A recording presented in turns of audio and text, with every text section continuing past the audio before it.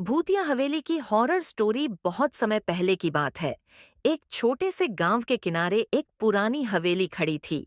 लोग कहते थे कि यह हवेली भूतिया है और कोई भी रात को यहाँ जाने की हिम्मत नहीं करता था। हवेली के बारे में तरह तरह की अफवाहें थीं, जैसे यहाँ किसी ने आत्महत्या की थी या फिर यहाँ किसी ने खून की हत्या की थी। गांव में एक युवक मोहन बहुत ही साहसी था। वह हमेशा से इन डरावनी कहानियों का मजाक उड़ाता था। एक दिन उसने फैसला किया कि वह रात को हवेली में जाएगा और सच पता लगाएगा।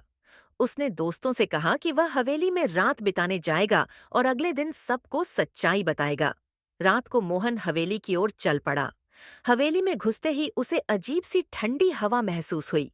दरवाजे की आवाज से उसके शरीर में कंपन हो गई, लेकिन उसने डर को नजरअंदाज किया और अंदर चला गया। हवेली के अंदर बहुत अंधेरा था और उसकी हर कदम की आवाज गूंज रही थी। अचानक उसे एक पुरानी आवाज सुनाई दी, जैसे किसी ने कराहते हुए मदद मांगी हो। मोहन घबराया नहीं। उसने हिम्मत जुटाई और आवाज की ओर बढ़ने लगा। जैसे ही वह एक कमरे के पास पहुंचा, दरवाजे से अचानक एक कटा हुआ हाथ बाहर निकला और मोहन को खींचने की कोशिश की। मोहन ने जोर से चीखते हुए दरवाजा बंद किया, लेकिन अब वह हवेली से बाहर नहीं निकल पा रहा था।